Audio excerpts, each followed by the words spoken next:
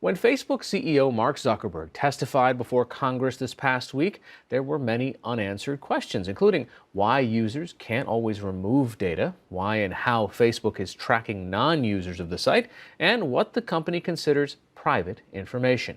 The New York Times lead consumer technology writer Brian X. Chen took a look at what information Facebook retained about him and was surprised by what he found. As he put it in a word, yikes. He joins me now from San Francisco. So what did you find? I was expecting this to not be surprising or interesting at all. I don't really use Facebook very often. I don't really post very much. I don't really click ads. My profile is pretty slim. So when I opened it, it kind of just blew up in my face. There's this list of 500 different advertisers that had my contact information. Most of those advertisers I had never heard of.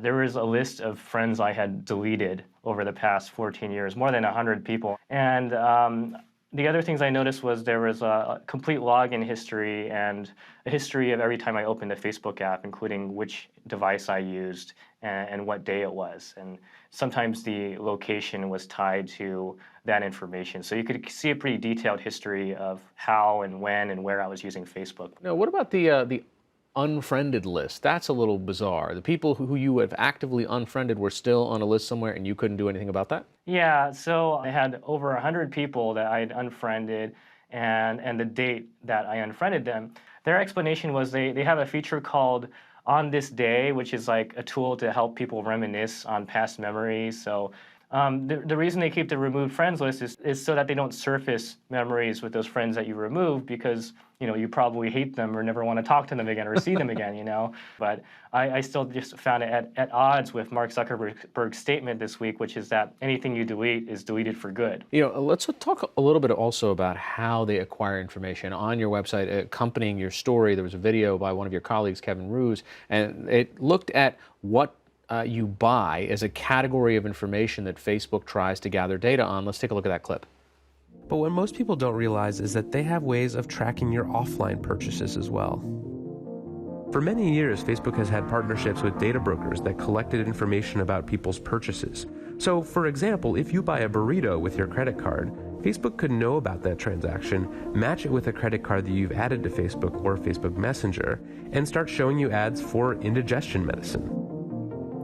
All right, so that is something that I don't think most people recognize, is that they don't necessarily have to be a Facebook user. Right. There is still a vault of information being gathered about them by this company, in addition to all these other companies that have been in the business of gathering data about us. Yes, it's generally true that people who don't use Facebook, there's information collected about them as well, especially using these tools called web trackers, which follow your web browsing activities and collect information on things like your IP address, potentially your contact information if you fill out a form, things like that, and advertisers are able to use that to build a profile on you. With the information that's kind of been revealed in the past couple of weeks and months, how should we be better Facebook users? Delete your account. I'm just kidding. I think there's a number of things that you can do to minimize the amount of information that's collected about you. You can run these web tracker blockers and use browsers that are more safely guarding your privacy, like the Firefox Focus browser, for example. Tracker blockers like there's one called disconnect.me is quite effective. Beyond that, I would probably tweak my privacy settings on Facebook to share as little bit about yourself as you can publicly, and keep in mind that anything that you upload onto Facebook just might stay there forever because clearly they don't seem to delete things that you remove. Now, we should mention, and you did so in your article as well, Facebook is not alone in doing this. Google is another company that has a pretty significant vault of information on you.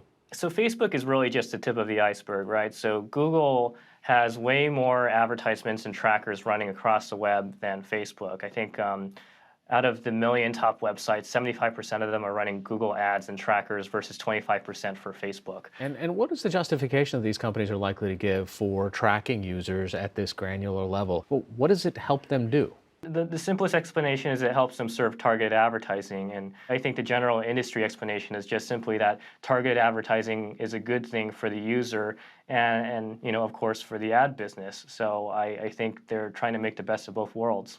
All right. Brian Chen of the New York Times joining us from San Francisco tonight. Thanks so much. Hey, thank you for having me.